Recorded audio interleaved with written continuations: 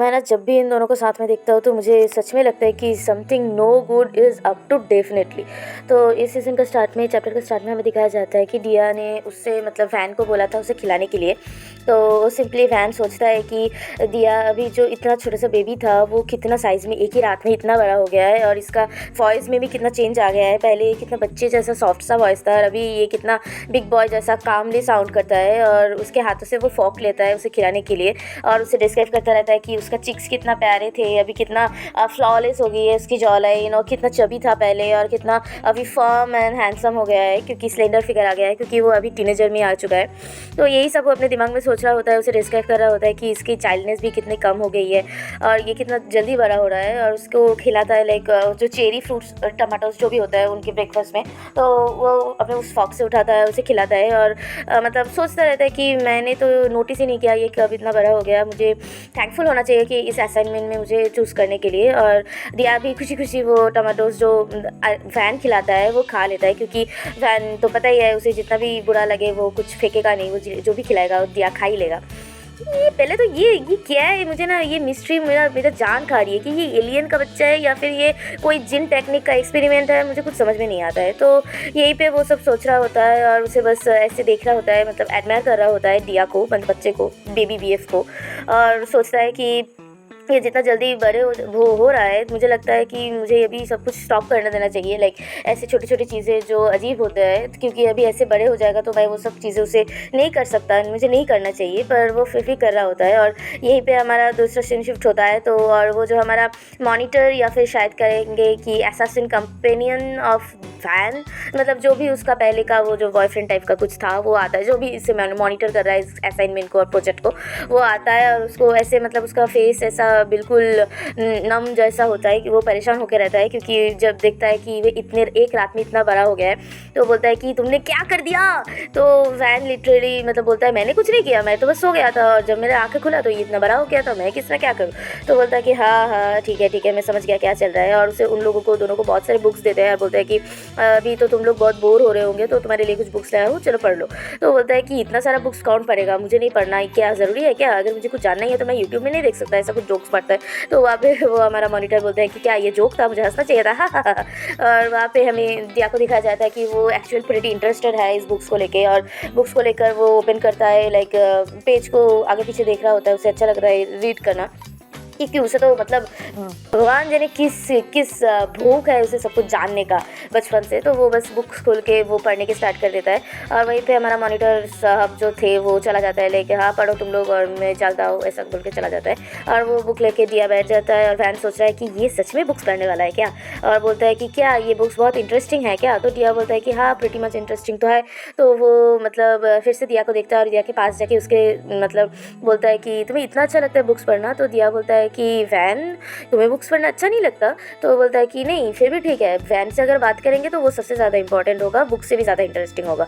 और वहीं पे हमारा वैन उसके गोदी में सर रख के सो जाता है और बोलता है कि तुम बहुत ऑब्वियस हो, पता है मुझे कुछ भी सरप्राइज़ नहीं कर सकता तुम्हारे बारे में। और तभी वो सोचता है कि ये लास्ट टाइम कब हुआ होगा कि मैं इतना वार्म, इतना होम जैसा कुछ फील किया होगा, रियल फील किया होगा, जब से ये मेरे ज़िंदगी में आया है, मेरी ज़िंदगी कुछ बदल सी गई है, मुझे सब कुछ बहुत रियल लगने लगा है, वार्म लगने लगा है, मुझे सब कुछ ऐसा लगता है कि मैं अभी सब कुछ स्टॉप कर दूँ टाइम और कुछ भी चेंज ना हो। और तभी उसके दिमाग में एक खुराफाती आइडिया आता है और वो लिटरली बोलता है कि मुझे पता नहीं है कि जो भी वर्म एंड पीसफुल सिचुएशन है तब कब तक ये मतलब स्टे करेगा हमारे बीच। और वो बस एक तरह से उठता है और दिया को बोलता है दिया चलो भाग चलते हैं। और दिया तो अफसर दिया ही है, उसके लिए तो फैन ही सब कुछ है, वो थोड़ा सरप्राइज तो होता है, पर ये एक्चुअली ना ये बेबी टाइम से ये लव स्ट्रक फूल है, ठीक है, फैन के लिए इतने छोटे से उम्र से ही। तो वो बस थोड़ा सरप्राइज होकर देखता है और बोलता है कि रनवे लव, लाइक भागने वाली मोहब्बत।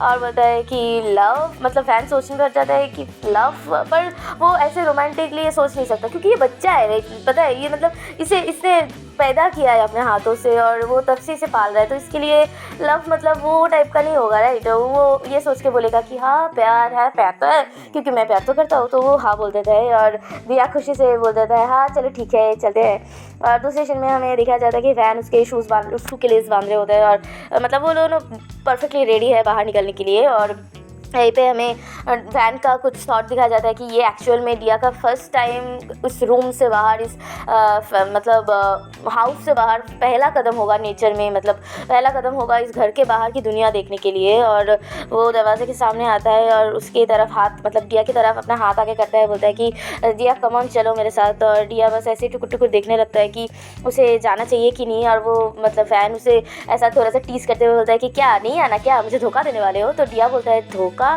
धोखा मतलब तो वो जो भरोसा और लॉयल्टी को ब्रेक करते हैं वो है ना। और बोलता है कि नहीं नहीं, मुझे कुछ ब्रेक वेक नहीं करना, मैं तुम्हारे साथ चलने वाला हूँ। तो वो अपने हाथ उसके हाथ में दे देता है और उसके साथ चल लेता है। और वो दोनों चल मतलब कहीं पे तो जाने वाले हैं, पर मुझे पता है कि मतलब फैन को भी पता है कि ये एक्चुअल में सही चीज़ नहीं है। जो भी ऑर्डर्स है ये सब कुछ वो ब्रेक कर रहा होता है, रूल्स के खिलाफ जाके कुछ कर रहा होता है, पर उसे करना है। लाइक उसे दिया को ऐसे ही एक प्रोजेक्ट की तरह घर पे बंद करके नहीं रखना है, उसे दिया को रियल दुनिया दिखानी है। उसे सब कुछ मतलब उसे वो चाहता है कि दिया सब कुछ फील करे। तो वो दोनों घूमने के लिए चलते हैं एक जगह पे, मतलब यहाँ से यहाँ, वहाँ से वहाँ, चलते चलते चलते चलते ये एक ब्रिज के साथ आता है। मतलब एक बहुत खूबसूरत सा वो फॉरेस्ट होता है जहाँ पे स्नो गिरा हुआ होता है। और वहाँ से बोलता है कि तुम किस जगह पे जाना चाहते हो, मतलब दिया पूछता है कि तुम किस जगह से जाना चाहते हो। तो फैन बोलता है मैं। और वो वहाँ पे एक कैसीनो के बारे में सोचता है कि मुझे वहाँ पे जाना है जहाँ पे फायरवर्क्स हो, मतलब बहुत सारे पटाखे फूट रहे हो, बहुत सारे एक्सपेंसिव कार्स हो, बहुत सारे चमकदार मोमेंट्स हो, बहुत सारे महंगे महंगे घर हो, और एक स्विमिंग पूल भी होना चाहिए, पैसा होना चाहिए, ये वो ऐसा सब कुछ मतलब इमेजिनेशन में बोल रहा होता है। पर बोलता है कि चलो ये सब कुछ छोड़ो, मैं यहाँ थोड़ा नहीं जा सकता हूँ, तो गोल्ड प्लेटेड जो भी लोग हैं उनके लिए है, चलो मैं तुम्हें एक लेके चलता हूँ जहाँ पे तुम्हें सुकून मिलेगा, तुम्हें पसंद तो आएगा ना वो जगह। तो दिया बोलता है कि हाँ, तुम्हें जो पसंद आएगा मुझे वही पसंद आएगा। तो वो दोनों ऐसे हाथ से खिलते खिलखिलाते हुए उस लेक के पास जाते हैं, मतलब बर्फीला लेक जो होता है वहाँ से जाते हैं।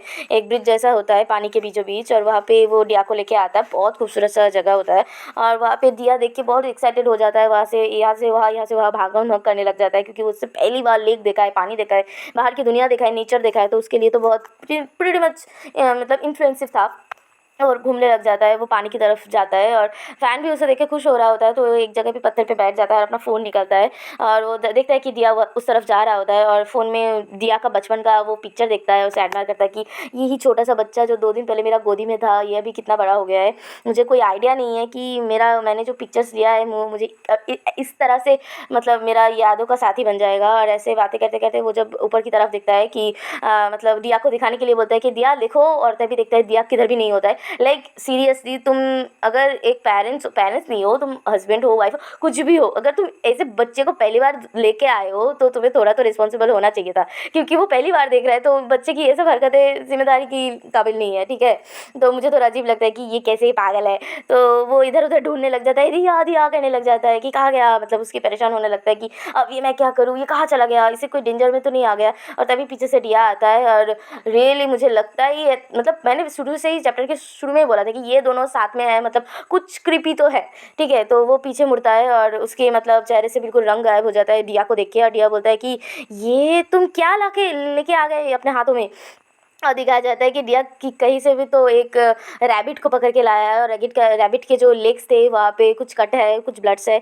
ये मुझे अभी पता है, मतलब यहीं पे ये चैप्टर्स खत्म हो जाते हैं। और बोलते हैं कि वैन देखो, मैं तुम्हारे लिए एक गिफ्ट लाया, कितना खुश होकर बोल रहा है। पर मुझे कुछ क्रिपी लगा कि ये सीन के बारे में, कि ये रैबिट शायद इसने खुद इसे इंज्योर किया होगा, या फिर पता नहीं इसके हाथ ये रैबिट कैसे लगा। तो यहीं पे ये चैप्टर खत्म होता है। चलो बाय बाय। और फिर से मैं बोलने के लिए शुक्रिया अदा करूँगा कि मुझे इतनी देर तक सुनने के लिए। और अगर मेरी ऐसी एक्सप्लेनेशन, कमेंट्री एक्सप्लेनेशन आप लोगों को अच्छी लगती है, जैसे मैं कहानी की तरह बताती हूँ, क्योंकि मुझे कहानी सुनने से ज़्यादा बातें करना और गॉसिप करना बहुत पसंद है। तो ऐसे ही मेरे साथ अगर गॉसिप मुझे आप लोगों को पसंद आते हैं तो please like, share and subscribe कीजिए। और नेक्स्ट पार्ट के लिए हम वेट करेंगे, तब तक के लिए बाय बाय।